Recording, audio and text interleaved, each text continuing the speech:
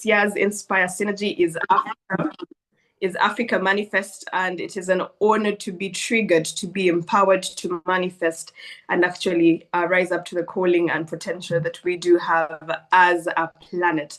And as Africa, I'm delighted to be moderating and chairing this session. My name is Amanya Belinda.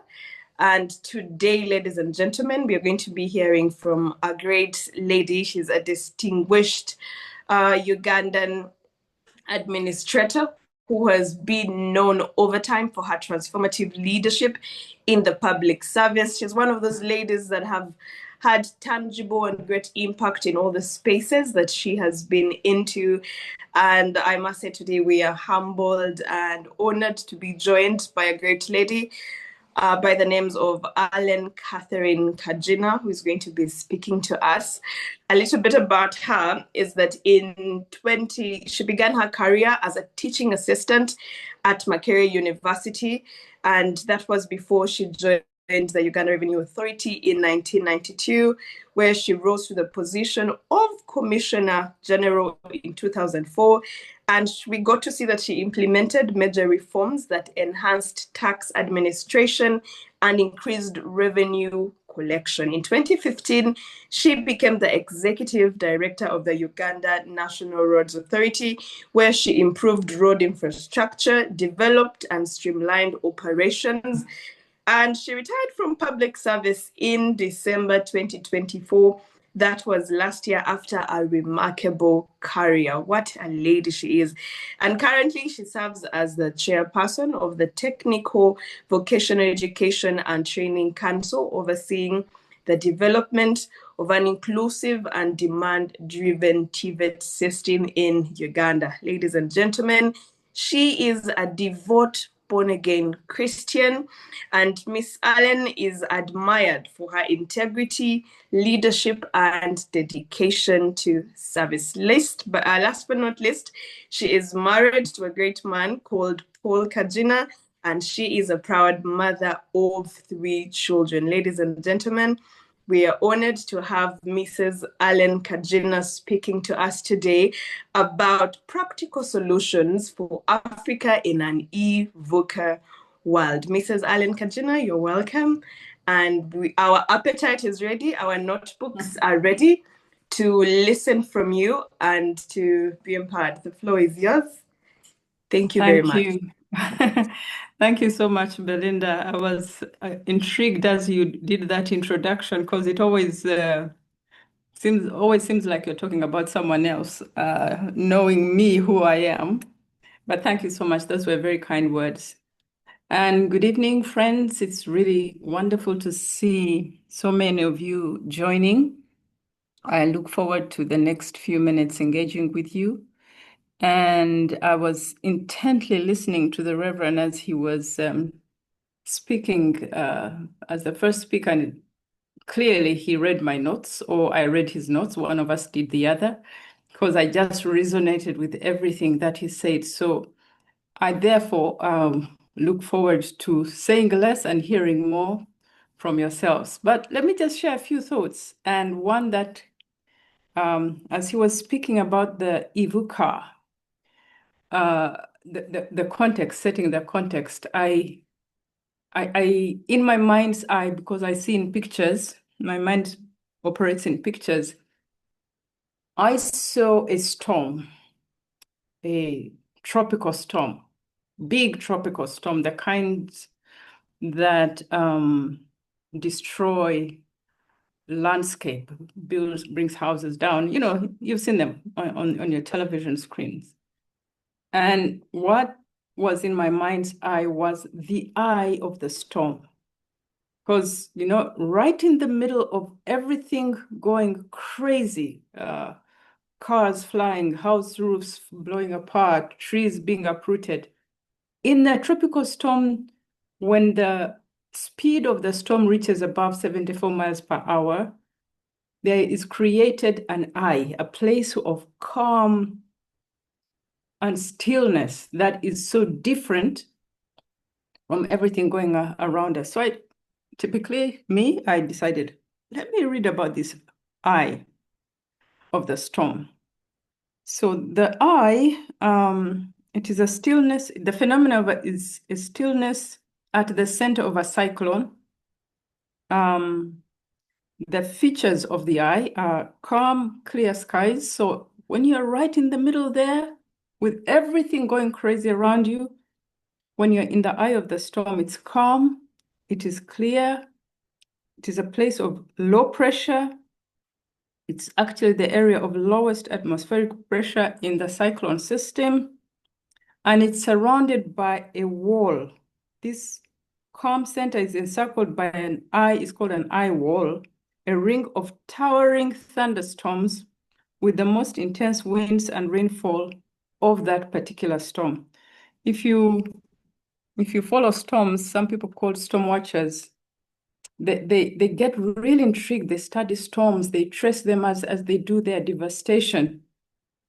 And often on your screen, you see one little place in the middle, which is quiet. And my prayer as I had the Reverend speak, and I thought, God, please make Africa the eye of the storm. With everything falling apart around us, let this be the place where you position Africa so that it is calm, it is quiet, it is peaceful. So anyway, that was my prayer in my musings as I listened. Let me share a few thoughts. Why this is a really important topic that was chosen for this particular Inspire. Africa Manifest. So Africa is not waiting to be discovered. I think we all know that. There were those who centuries ago said they discovered Africa. They discovered the River Nile, they discovered the Rwenzori, they discovered Mount Kenya. They discovered things, or they thought they did. But God made them and they were here before they stepped on our land. So we're not in discovery mode. Africa is waiting to deliver. It's been pregnant for so long, and Africa is waiting to deliver. So the theme Africa Manifest resonates deeply for me because it moves beyond talk of potential.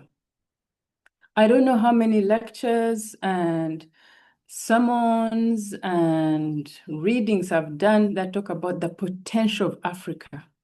Potential, we have wealth in the ground, we have beautiful weather. There's so much potential. But how long is potential going to remain potential? Is this not the time of manifestation? The time of fruiting, the time when the tree has matured, has gone through the flowering stage, and is now bearing fruit ready for picking. So manifestation is not about what we could be, it is about what we actually build and sustain. It's about results, it's about fruit. And that's why I'm excited, and thank you for inviting me to be here, because for me, it really spoke deeply in my spirit when I read the theme. This is the time to stop admiring the idea of a transformed Africa and to start doing the hard work. Because between potential and manifestation is a lot of really hard work, and people who are committed, very much like those men and women who were on the wall of Jerusalem when Nehemiah was the master builder. He was the foreman, and he mobilized everybody. And they worked incredibly hard to build this huge wall around the city in just 51? Is it 52 days? This is the time of work. The same people that Nehemiah mobilized had lived in that city with the broken walls. They had lamented. They had remembered the days when Jerusalem was a beautiful city, when it had big towering buildings and it had a great wall that secured them. And they were there remembering the good old days and seeing in the future, saying what it could be. They were talking about its potential. Until Nehemiah landed on the scene and mobilized them to work literally day and night and every single person working, the hard work to turn potential into fruit, into manifestation. This, I think really, as Africans, and speaking about our local context here, enough. Everybody knows how wealthy Africa is, but everybody must see how Africa must see with their mind's eye. In our generation, in the generation of your children, must see. It would be a travesty for our children to talk about potential and our grandchildren to talk about potential. We are the ones who have that responsibility to do the hard work and bring out, let Africa shine. So it doesn't matter the storm around us. It doesn't really matter. We have the capability, we have the assignment. I dare say we have the anointing to turn in this great potential into reality so that we can take a part of it. I don't want to die thinking about potential. I want to see, I want to touch. So yes, the E-VUCA describes the current context, but it's not a place I want to camp. And I acknowledge it. I see it. I live it every day. I see how everything is moving online. I mean, here we are. We're not getting per diem to travel to some city in Lagos. I mean, like Lagos or Nairobi or Cape Town to have this conference. Imagine what that means financially. We're not talking about political changes all over the place, in all of our continent. Look, Uganda, we're already in the campaign season, and I don't know, very soon our cities are going to be awash with posters and riots and that characterize that. You know that, you see it. Often read this cycle, the year when there's craziness, when there are rallies and people are saying all sorts of things and there's this disruption in traffic. We're not talking about the youthful population we have. In Uganda, 78% under the age of 30, most of them unemployed, wondering how they will move to the next stage of their lives. We're not talking about climate change. Climate change, my goodness. I've never seen change in weather as we are in right now here in Kampala. Kampala, we've had rains in what is typically a dry part of the year. And so it's been raining June, July, not too much in August. Those are months which are supposed to be dry months. But in another part of the country, other parts of the country, it's very, very dry. On Saturday and Sunday, I was in the West, and I cannot believe how dry it is. Climate change. So I am a farmer. I don't even know whether I should actually start tilling the ground to plant for the next season because everything is so uncertain. Complex, uncertain, ambiguous. So I said we're not talking. We are actually talking about that. We're setting the context. So what should we do? What must be done? Let me speak from the only experience I know, which is public service. And I really loved the way the Reverend spoke from the life of Joseph and how what remained constant was his leadership and being in charge. Let me speak from my own experience. So I've worked quite a while in public service. Actually, I've only ever worked in public service my entire working life. And as I have concluded and I'm now in retirement, sort of, I see, looking back, I see how the landscape was never, the path was never easy. But the only way forward was through hard work, consistency, building teams to good, for public good, and a strong values foundation. The things that drove myself and my team that I was privileged to work with all these years was not focusing on the storm, but focusing on going forward. So when we make everything about the storm, when that becomes your attention, when you try to manage the storm, then you actually are so caught up in the storm, you go round like a cyclone. It just goes round and round and round. But maintain your center. Maintain your focus that you will be moving forward. You will not be diverted. You will build systems, you build strong foundations. And I cannot tell you that I have a textbook protocol for success in public sector. All I know is that you maintain, you are consistent.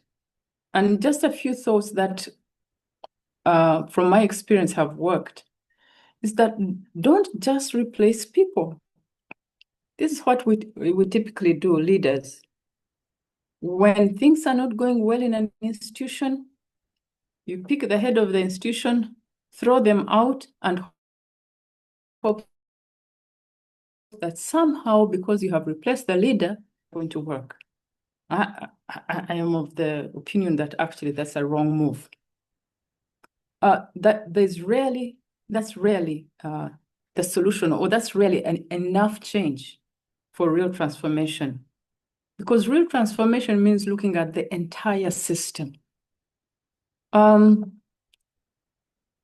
Look, for so long, we have planned as a country to bring oil out of our ground. So oil was discovered 2006 or something, well, long before that actually, but the plans started around, I think, 2006. It's 2025.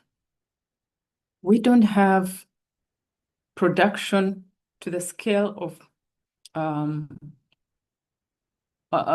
export or refining to put in our cars, to put fuel in our cars. This is because the process of hard work, the one that I've been talking about, turning the potential of oil, the millions of barrels in the ground, requires the kind of hard work that allows that requires that we build systems. And so the process of building systems has been going on for so many years. And I keep track because I'm invested in seeing this oil come out of the ground and our lives change. And I know that the systems are almost at that point where production becomes a reality. But it requires systems. And let's not romanticize this thing. We must have systems that work. If you're a leader in a place where you cannot identify systems that are clear, systems that are predictable, systems that makes things move, you're really just holding space. How are decisions made? What incentives are in place? How are people held accountable?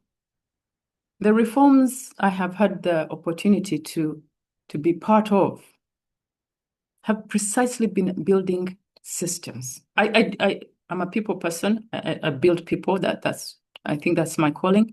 But what's the point of building people and putting them in systems that don't perform? So build systems, build people, twin them.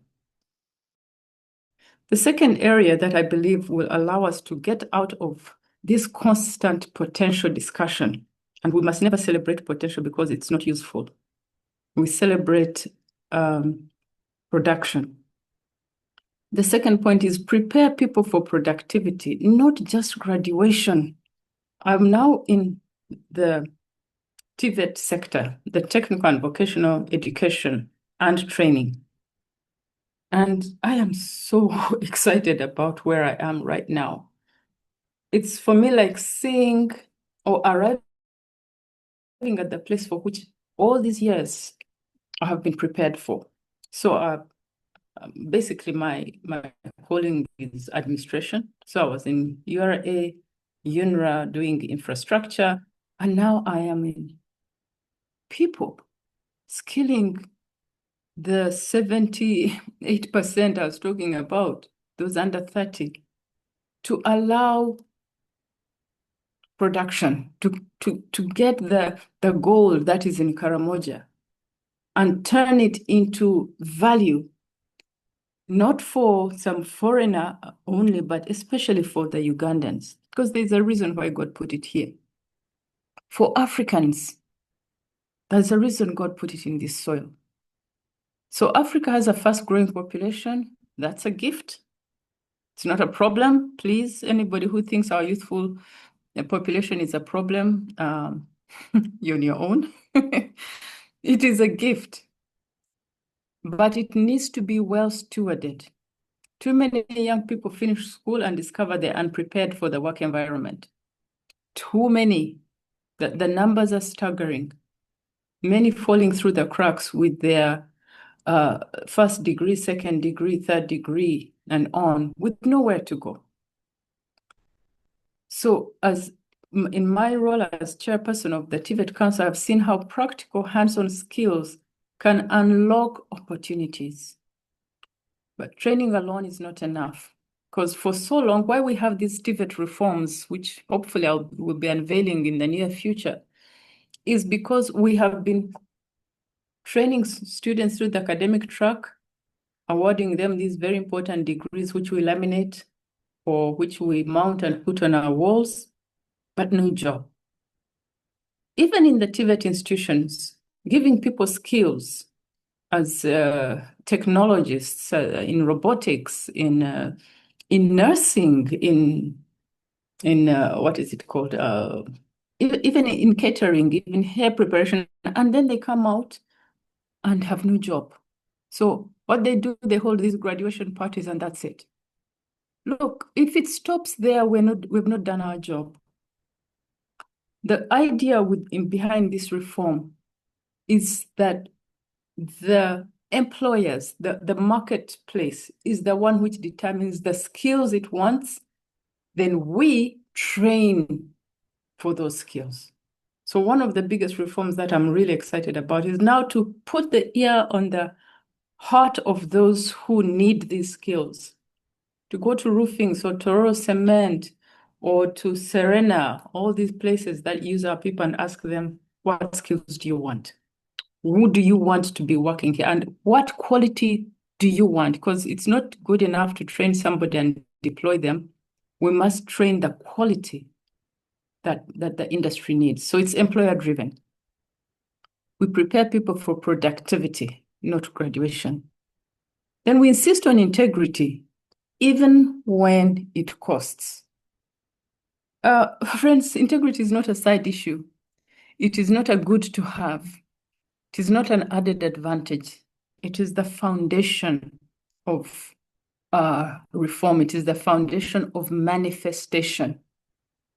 When leaders misuse public funds and ignore rules or play politics with people's lives, sectors collapse.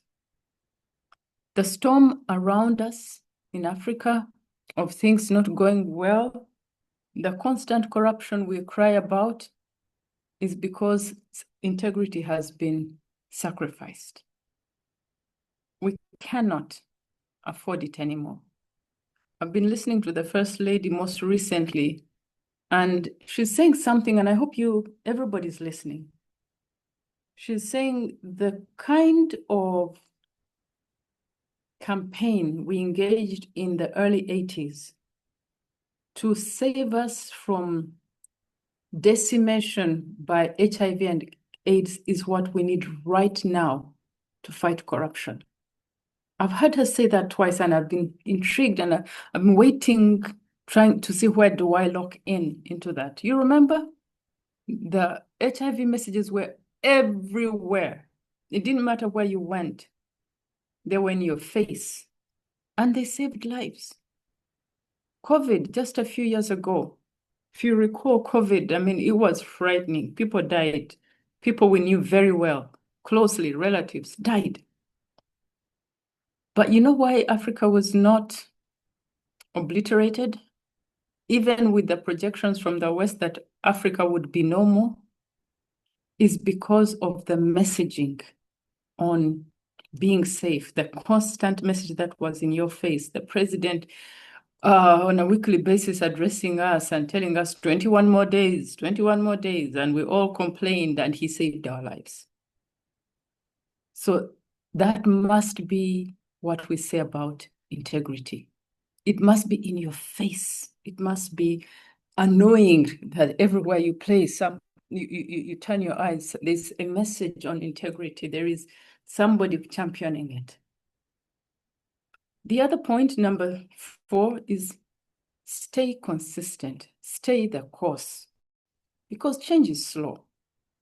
If you're like me who wants instant everything, you'll get frustrated. You will be disappointed. But real value comes from those who stay the course, slog it through the hard times. So reform is not instant. People often expect quick results, but real change, especially in public institutions, in governments at national level, it takes time. So stay the course even when it doesn't seem like anything is working. My 4th point, is it my 4th or my 5th point, is the role of the church. And I'll be finishing shortly because I think I'm making Belinda nervous. Faith in the public space. I learned, especially when I was in URA, that this wall that is often created even mentally between my work in office and my role in the church needed to be removed for me to be effective in both of them. We have built walls. We love the walls. We actually divide ourselves into 2 or 3 different personalities. So I am Alan, the church elder. I am Alan, the chairperson of TVET. I don't think God designed me to be in that kind of mind space. No, I believe God called me one. Irrespective of where you are at, which is really just an address, I believe that God did not intend there to be divisions. So for me, faith, prayer especially, is integral to what I do in office. It's integral to what I do in farming. If I can't pray over the programs we're going to be running shortly in TVET, if prayer is not the firepower behind the reforms that are coming, then what's driving it? Certainly it's not the law. The law is just a set of rules. If it is not prayer, I'm going to get the wrong people in office, I'm going to misuse the funds, I'm going to take the wrong direction, and then reforms fall flat on their face, and I'll still get paid. But what will I be paid for? So faith is everything, and particularly prayer. So the church has a role to play, not just in preaching, but in equipping people to work diligently. If your church is not preaching about faithfulness in the workplace where you are, don't change church, go talk to your pastor. And if he's not listening, change church. Because I think that's what the pulpit messages should be about, equipping those who have come, whether it's a Friday overnight or Wednesday Bible study or Sunday service. If the sermon is not about equipping me for the work of the ministry, then what am I doing? So that's, for me, that's the twinning. The church has a role to speak truth to power only if the church has legitimacy. Because we have churches that are scamming people. And I don't want to call them churches, because in my understanding of the church is that it's the body of Christ. So I don't know what they are, but if the church is not speaking up, if the church is not going against the tide, if the church is in cahoots with those who are corrupt, then does no longer merit that name. We need believers who can combine spiritual conviction with practical competence. The church must raise leaders who can be trusted, not just because they pray, but because they deliver. That's one of my favorite points when it comes to faith in the workplace. And I love to work with Christians, committed, born again. But I love even more to work with Christians who actually deliver. And my victims have often been those who are Christians but don't deliver. They will see the door first because they occupy space that belongs to those who work. So my commitment, even now in retirement, and I keep saying so-called because I'm not sure I'm retired, is to serve God's people, is to see results with my eyes while I'm still on this earth, is to see manifestation of God's intention for Africa. I believe God has a wonderful plan.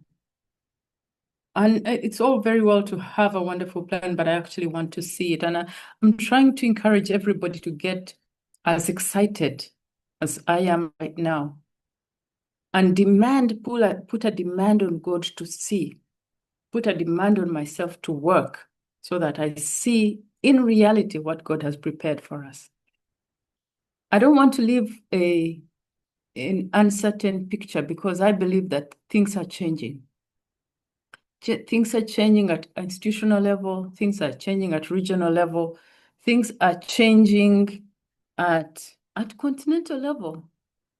I just want to encourage everybody to actually begin to look for the good things that are happening all around us, and to get engaged, and not to lend your voice to the lamenters and to the detractors who says there's nothing good happening.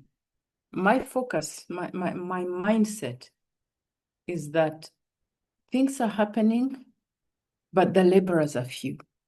And this, I think, Africa Manifest is a place of recruitment of more laborers. Thank you. God bless. Tap an emoji wherever you are. It could be a hand club, it could be a heart. But thank you very much, Mrs. Allen Kagina, for this powerful, powerful message.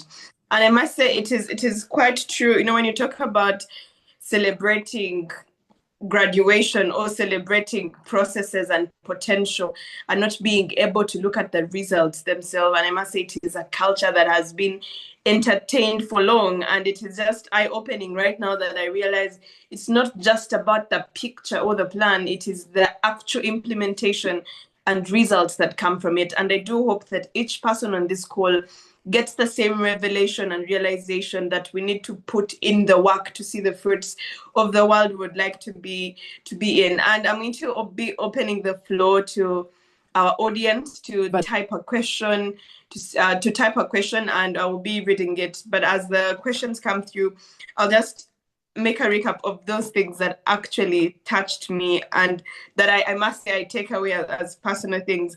Very much when you talk about preparing people for production and not just graduation. As a student awaiting graduation and so many youth that are on the school, it is something we're crying over, and the pain of what happens after you finish school, and by the time you step out, you're not so sure of where you're going to start from, and you're not so sure if you can actually practicalize all the theoretical information that you have been equipped with for the 4 years, for the 3 years you have spent at the university. And I do hope that it is a clarion call that we get to seek out. If institutions are not giving it to us, then we have to open our eyes to seek out for it and see how we work to see the results come out. And then the other was about integrity being the foundation of manifestation.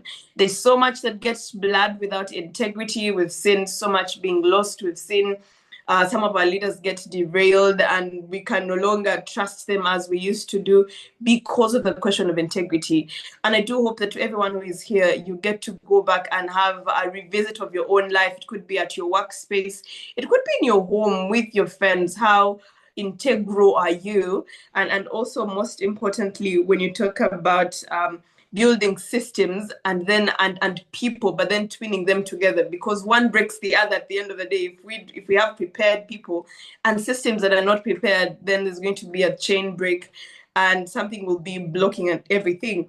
And lastly, when you talk about combining spiritual conviction and practical competence, Christians, children of God, as we are here, may we carry that faith, that conviction, that devotion to Christianity and being people of prayer and faith to the marketplace. I think the other day the preacher was saying people in the marketplace want to see Jesus. They don't want to see us, but they want to see the Jesus we carry, the God we carry. And thank you very much, Mrs. Allen Kagina, for emphasizing this message. And I do want to believe that each one on this call has been transformed and they live with a personal call and conviction to go back and make things better. I'll be reading what we have. Matovo says, thank you so much, Mrs. Allen Kagina. I'm currently very passionate about education in Uganda and intend to create schools that help Uganda produce what we usually import so we can become more self-reliant as a country.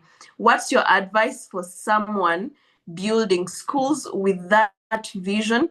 And do you believe our vocational training system can help us truly get there? This is a question to you, Mrs. Allen. It says, what's your advice for someone building schools,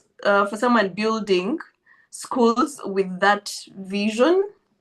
And do you believe our vocational training system can help us truly get there? I think we shall do one by one, or for those that can unmute, feel free to raise your hand and then we can have you speak in, but I'll be reading the questions and I think we shall do a question and answer session.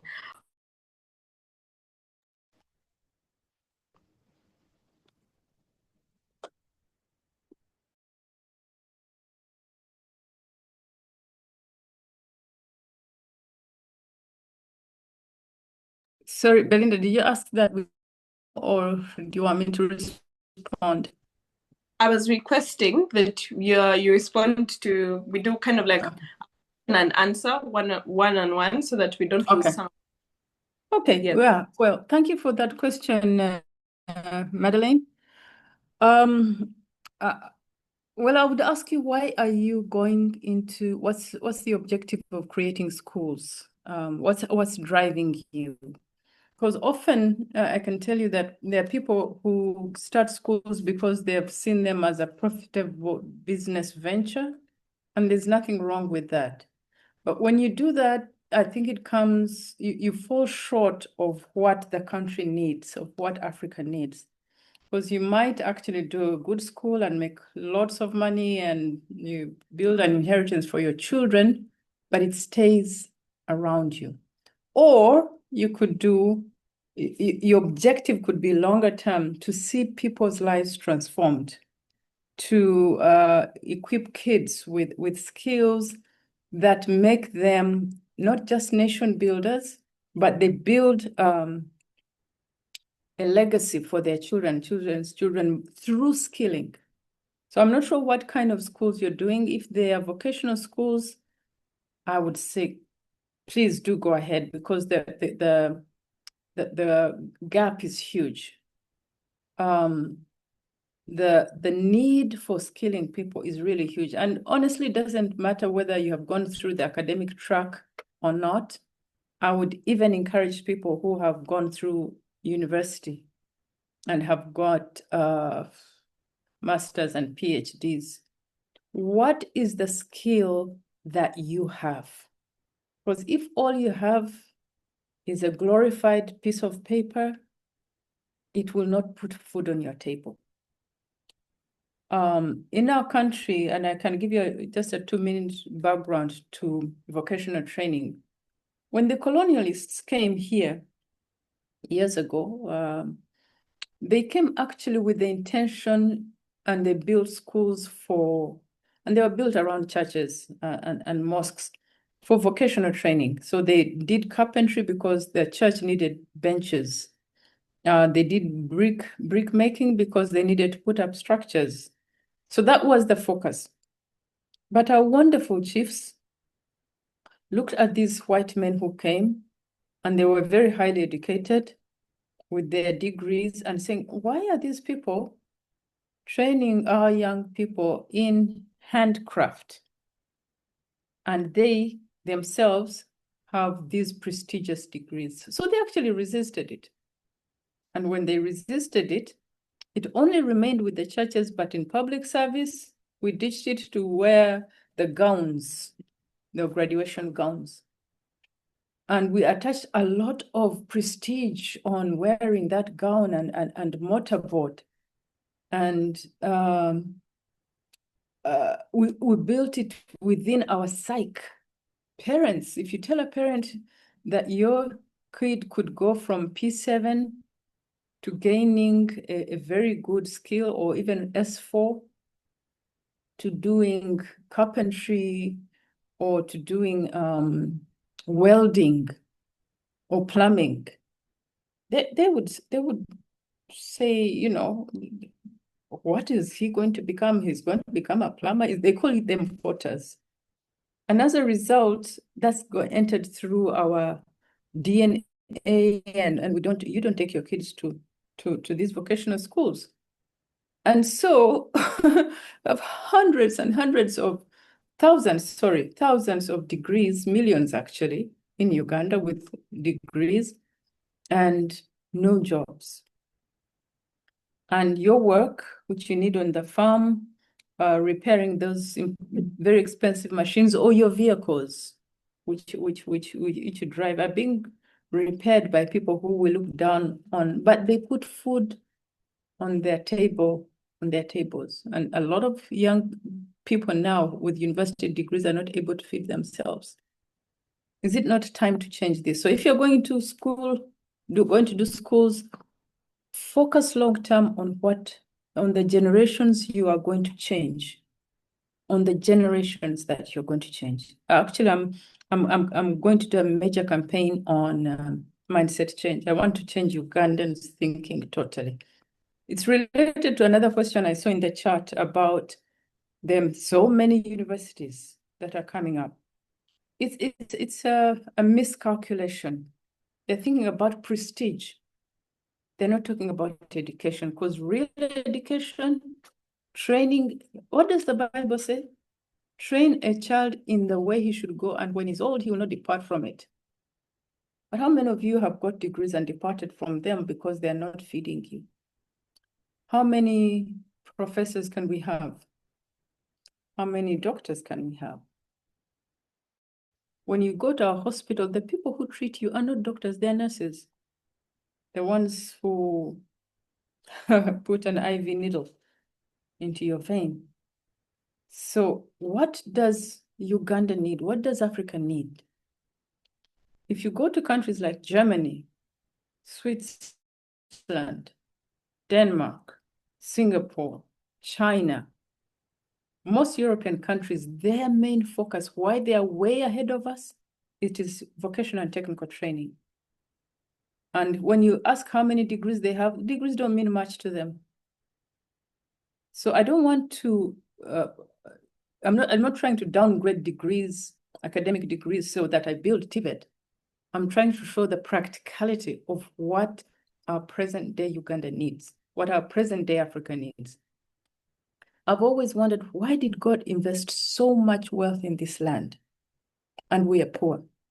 Because we do not have the skills to work that wealth out of our soils, out of the waters.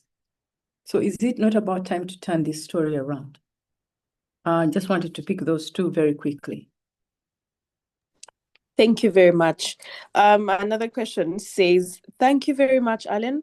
One thing we admire about you is your ability to resist corrupt practices. How did you manage that in the marketplace where it is almost impossible to resist? If I sound arrogant, can I ask you to forgive me before I say the next thing? Even you have all the rights to.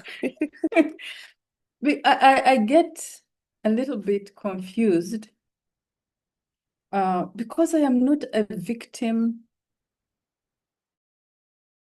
that the only way to survive, it's like the only way to breathe is by being corrupt, by taking what doesn't belong to me. Like God made me in such a way that if I don't steal money, I have no chance of survival. I think it's the other way around.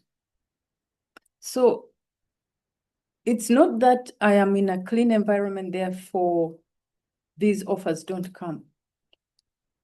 If they come, I just think this is ridiculous. This is not my area.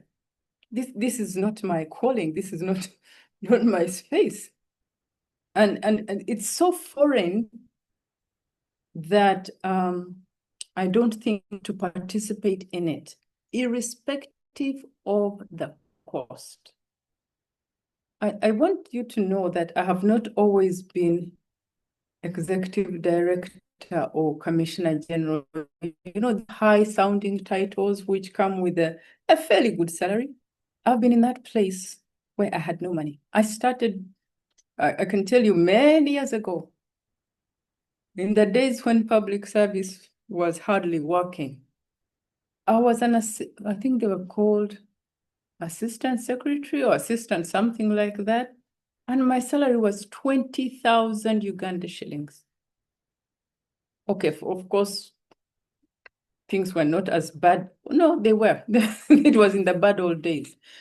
But there was hardly anything to buy anyway. So you made do with what you could. My salary when I joined Uganda Revenue Authority, I think was 600,000. And the 20,000 is when I started. I'd just left university, and it was the starting salary, 20,000 or something like that. Then I joined URA and it became 600,000. But it never occurred to me that I needed to take money that was not mine to be able to buy a car like everyone else did. There was public service. I mean, there was public transport, which was very inconvenient, but it was the right thing to do. And there were instances when people would try and compromise me because I held these important positions, even at junior level, in charge of bonded warehouses or in charge of valuation, in charge of this. But, I think if they were here to tell you, they would tell you that they didn't always find good reception. Some tried even to set me up. I remember one time somebody tried to set me up, but God has mercy. God watches over you. Let me tell you, God watches over you. And he would reveal things that I would not have known had it not been for the prayer. Remember, I talked about prayer. So I don't feel it is right to take what is not legally mine. I don't hunger and thirst after it. And when it is offered, I don't, because it's not me. It's not mine. It's not. My Father will take care of me. And even if he doesn't, as the children said, we will still serve him. Thank you. Another round of but let me, wherever you can are. I just add one thing? Oh, yes, please. Yes, Sorry, please. I get all these ideas when I'm talking. Let me just add one thing. I will not participate in corruption, but I will fight corruption. Because I think every one of us has a right to say, not just to say no, but to actually stop it. And the privileged position God has put you in is not just so that, you do your work and quietly go home when things are wrong, but it's to raise your voice and say no. That's what I just wanted to add. Thank you very much, Alan. That is quite a mind-blowing but also transformative message. And I do believe hearts are being transformed. From Vincent Michael Chiberu, he says, thank you, SCK, for that practical sharing. As a chairperson of vocational training in Uganda, what's your take on the many mushroom universities that only emphasize theoretical knowledge opposed to practical skills? I actually believe that it's not the right direction to take. Currently, I think we have about 52 universities publicly recognized. I think there are others who call themselves universities, but really are not. And they are trying to mop up the demand for education. The demand for education in Uganda is high. Expensive as it is high. So for many, it is to churn out the numbers, bring in as many kids as possible, teach them all sorts of, take them through all sorts of programs, and then release them because, and I think this is where the problem is, because those who own these universities don't feel the responsibility beyond the training. Don't feel like, okay, after graduation, I still have a responsibility over these kids to place them in employment. So they grow because the responsibility ends at graduation. I think it's the wrong way to go. I honestly, now I'm seeing that. If you had asked me a few months ago, maybe I would not have this opinion. But now I'm here and I see it's the wrong way to go after universities when they could be skilling all these kids, when they could be training them into a craft that enables them to go into production. So basically, that's actually what the TVET reforms are all about. And these reforms mean that when children leave the vocational institution or the technical institution, they should be immediately absorbed into a workplace or become creators of jobs. I've seen recently, I went to visit an incubation hub here in Kampala, and I want to encourage people to really go and see Motive. I'm a Motive ambassador. And I've seen young people being trained in a craft or in a trade. They get training, the theoretical training, then they get the practical training on the equipment that is in that incubation hub. And then they are connected to market, to business, to demand. That's what responsibility is all about. So if we could turn all these universities into practical, technical education, I think would see this country transform completely. The people welding the equipment and machinery in the oil area, very few of them are Ugandans. How is that even possible? Did God make a mistake to put the oil in Uganda? So is it not about time that we rethink about these 52 universities? Perhaps one of the reforms is to ensure that practical training is in the programs of those universities, so that if people still want their degrees and PhDs, they can get them. But let skilling be as important as the degree, the academic degree they are pursuing, and not just a second poor cousin. Thank you. Thank you very much. I'm going to be asking you the last question. In about 4 minutes, we're expected to be ending this session. So someone using a Lenovo device says, thank you for the insight. I think it is critical to teach Christian values and principles and build a Christian worldview in our curriculum. I also see a need for social-emotional learning. We need to equip our children with skills of self-awareness, social awareness, self-management, responsible decision-making, and relationship building and service. Our education needs to transform the heart rather than focusing on the head and hands alone. Thank you very much. And finally, from Sami Opio, he says, Miss Kagina, thank you so much for your great eye-opener presentation. You spoke about the need to move beyond paper qualifications and focus on practical skills. As young entrepreneurs, we actualized our skill and started the fast food business with very limited capital, tested it successfully for a year and received great feedback. But now we face challenges accessing finance to scale. In the spirit of Africa Manifest, it is time for Africa. How can we build authentic African businesses that compete globally while overcoming the financial barriers that often hinder growth for many startups? I think we shall have that and then we. So it's not just the responsibility of those who have technical education to build these skills. I think governments across Africa must come alongside those schools and support them through, it could be infrastructure, it could be financing, it could be everything. And that's again why for me, I really thank God for where I am right now. When you look at the new TVET Act, it provides for a fund. It provides for a fund that will run not just the council, but also the school, support the schools, either through grant aiding or loans.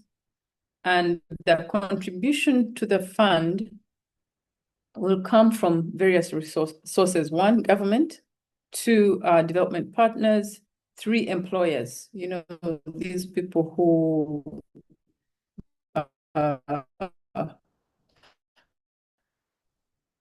wealth or you know, production, what are they called? Industries, and donations. So it's wide enough to receive money. So my prayer is that there will be an overflow into that fund so that it can go back to supporting schools. And there will be clear processes of how you apply, how you can get supported. I think government is doing the right thing, putting the legal infrastructure in place, and now it is activation. So I seek your prayers, everybody, so that this thing works. Thank you. Thank you very much. We have come to the end of this great session, and we've been honored and blessed to hear from you. I would like to know if you'd have any closing remarks, any parting shots before we break to the other side. In 1 minute, you could tell us your parting shots. Well, first of all, I'm so blessed to meet with you in this chat room, and I hope that you found something useful in the information or the discourse we've just had. And I just want to ask God to bless you, everybody who's been attending, and God to bring you into wide open spaces and to answer your deepest prayers. God bless. Thank you very much. It has been a tremendous experience and a great transformative and learning experience to have Mrs. Allen Kagina speak to us today on such a critical topic. And as she started her speech or her presentation with talking about the eye of the storm, I hope that we continue to uphold the same prayer that in all of this is Africa.